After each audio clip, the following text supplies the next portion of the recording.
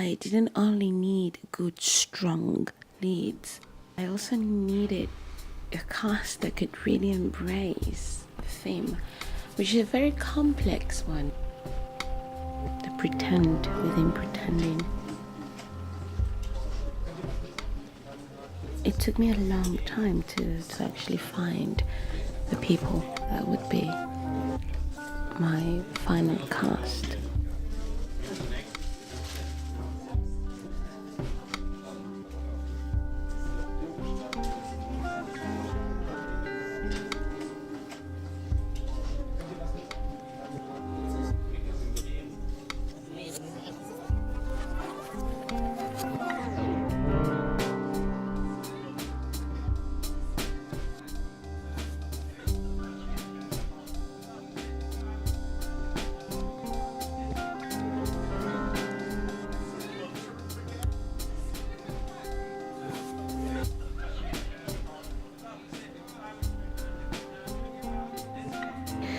This film is about the parallels, the duality, purity and sensuality, death and rebirth, darkness and light. It's all about letting go. In the process of letting go, darkness reconciles with light. They become one.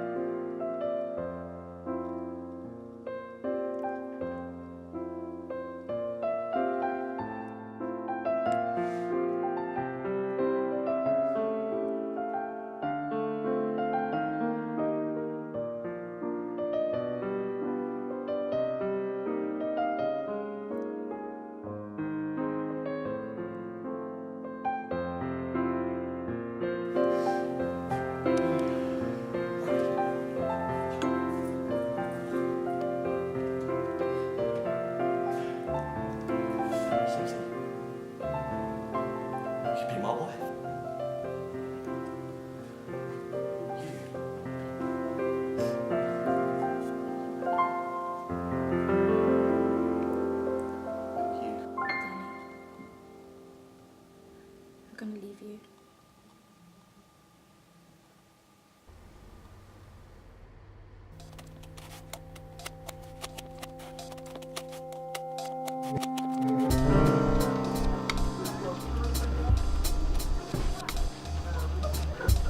To create the right look for the sequences of the interrogation sequences, we really wanted to portray the fact that we were conflicting darkness and light.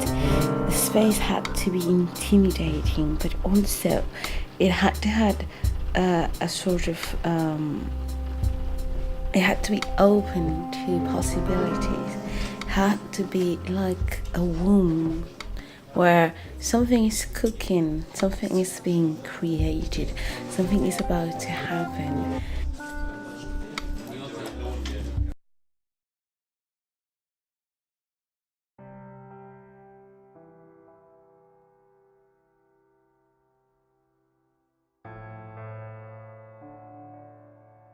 The lily symbolizes death, purity, rebirth, love, but also death and sensuality.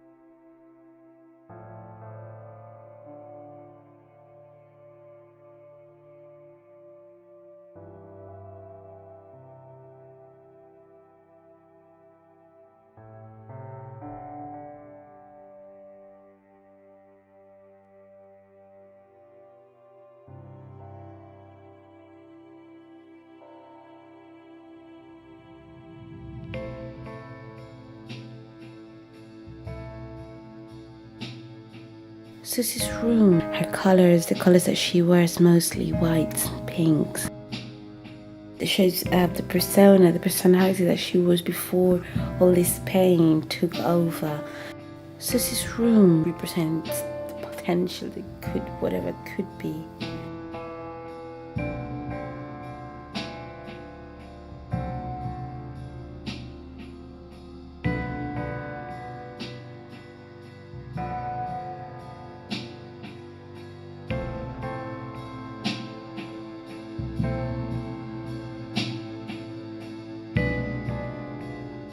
Have an honest heart.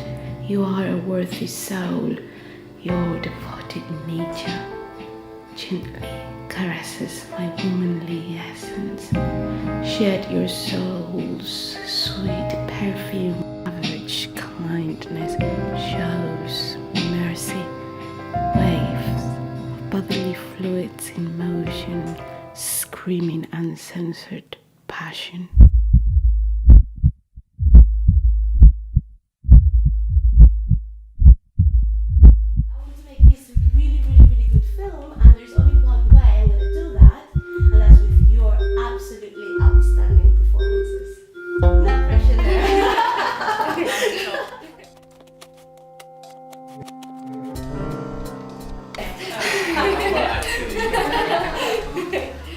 Yeah, so my name is Laura or Laura, and it depends on what you make of it. I'm from Italy. My latest projects, well, the most important ones, I'd say, has been a feature film in Syracuse, New York, which is currently in post-production, and I had the lead role in that one, so it was quite cool. And apart from that, all bits and pieces, usual short films and a couple of commercials. Stage, that's where I actually come from. I trained, for stage performance, and then I moved to camera a couple of years ago. I'm Amy, and I probably have less experience than everyone else. I am mainly trained on stage, and I've been doing that a long time though. And I trained at East 15 Acting School. It was a world performance course, so I studied different techniques from a lot of Asian styles of acting, but then also some South America and some Indian. I was 25 on Friday. I don't really know what else to say. I live in Brighton, along the coast, but I'm going to be staying in London while we're filming. But Okay. So my name is Andre. I've trained, my BA training was in acting at the National University of Film and Theatre back in Bucharest, and then I came straight to do my MA in acting at East 15 Acting School. Awesome. All those connections. So in the last 2-3 years I've been mostly doing music, composing music for theatre and film.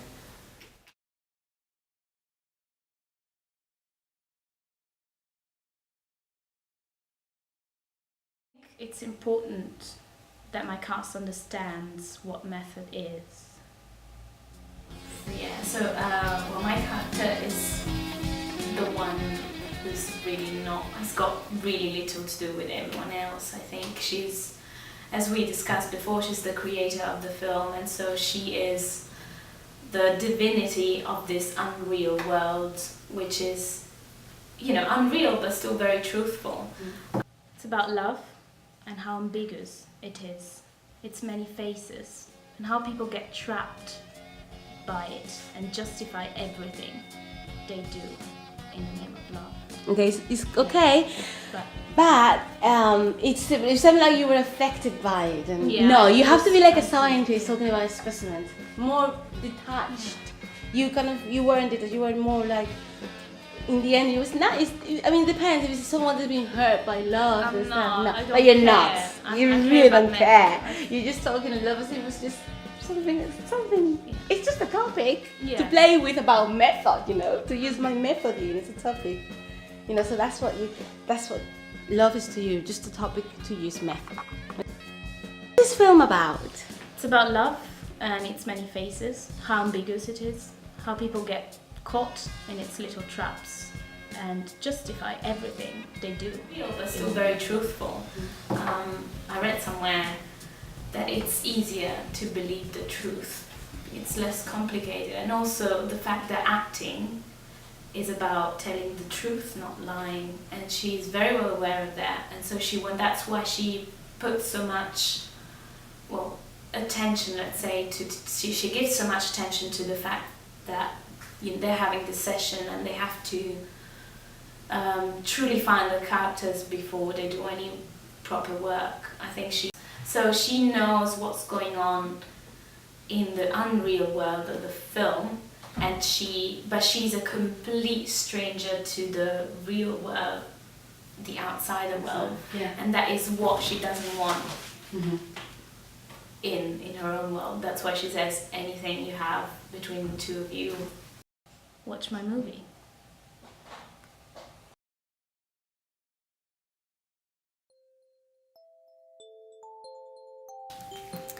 Well, I think Monica is a damaged person, and I think she craves attention from other people, but then when she gets it, I think she can't really cope, and she doesn't quite know how to deal with it.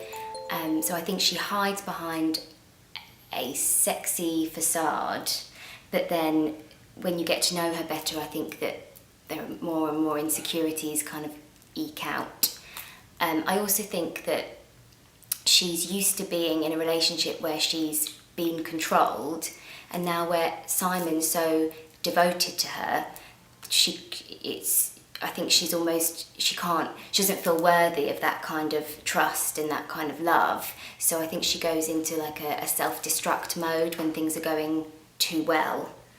That's mainly what I think. Pretending to be sweet or sexy or flirty, and as we were saying, women who are badly treated in a relationship almost cling to that. It's kind of addictive to seek out someone who will make you feel special, but then kind of shit on you as well. And I think that she's never had Simon, she's never had anyone be as devoted to her as Simon is. So she's destructing it. She doesn't feel worthy of that kind of good treatment.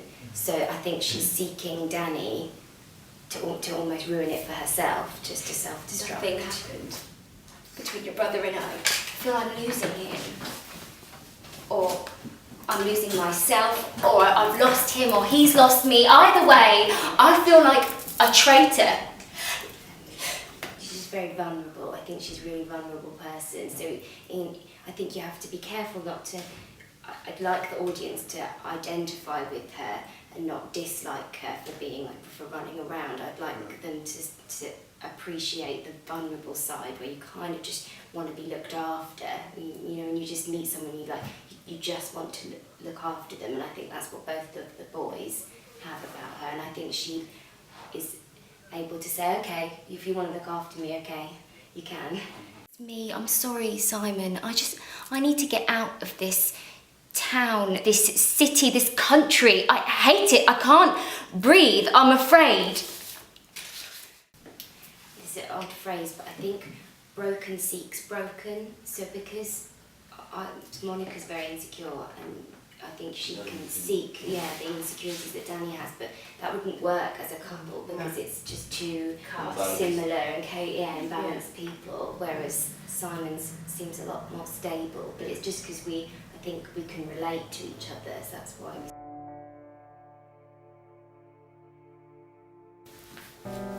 Hi, I'm Simon, and I'm an actor. I enjoy what I do. I think Simon is definitely always redefining himself against Danny, like defining himself against the image of Danny. I think he tries to be the opposite of his lies, always just to give an example that things can be done in a balanced way Yeah. and truthfully. And I think Simon is really honest and good and real because he struggled with his emotional balance just to not be like Danny. To understand love beyond a point, it's easy to fall in love. I go on the metro and I see like 3 women I could spend my entire life with. I could give all my love to you, I would say to her, if that would be socially acceptable. To remark about the fact that he doesn't like the pickpocket. I think the pickpocket is not honest enough for him. That's why he doesn't quite like that. Also, of course, the role is about the guy who's actually in love with Susie, but I think that doesn't convince you. Like, you don't want to be the one who steals anything. She's yours by right. You're not stealing her away from anyone. And that's maybe why you're not so convinced. Yeah, I don't want to be like... That would be socially acceptable. Yeah. But then everything becomes complicated. And in time, love starts to mean something else. And that's okay, that's natural. But it's a bit sad as well. Danny's music, distant flute, well, tells us the story of a fallen hero. It evokes feelings of fear and uncertainty.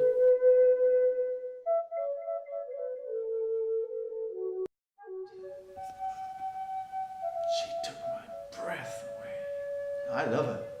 And my love for her, it attempts what is above its strength, pleads no excuse of impossible. Well, in fact, you might be aware, that's my opinion anyway, but you might be aware, but it's intriguing, the fact that you don't know what's going on. And I want to spend the rest of my life with her. And I think what he does envy, like the good part of Danny's life, is that this exuberant energy and fakeness that Danny has actually is helping him in his career and is making him get more things. And Have a fairly conflicted... Danny has character traits which he takes great care in hiding. My brother. I think he hates just lies and like these parasite thoughts that Danny has, and how he constructs his life on like rubbish things. He was always my mother's favorite. Now I'm very hardworking, I'm very forward-striving, I have achieved a lot. I'm not sure if Simon should be an actor. I'm not sure his spirit is up for it. I think he should look for a simpler life. He should move out, be less rough around the edges. He might be more selfless. He might be more selfless than I am. I think... Well, that's why I say he loves in a different way, because she doesn't want him the way she wants me. And I know that, and she knows that. And he would never accept it, but he knows that as well. Yeah. I love her.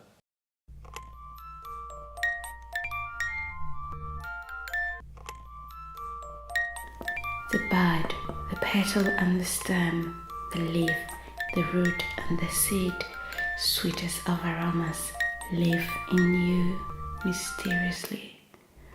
A rose in the winter, asleep in the summer, brother to the Milky Way, blossom of the mother, accelerate fervent hates of ecstasy, witness cosmic indulgence. Susie's distorted music box theme tells us the story about something or someone that once was pretty and beautiful, but is now broken. Susie's going through the lowest point in her life. It's about me, it's that I don't know.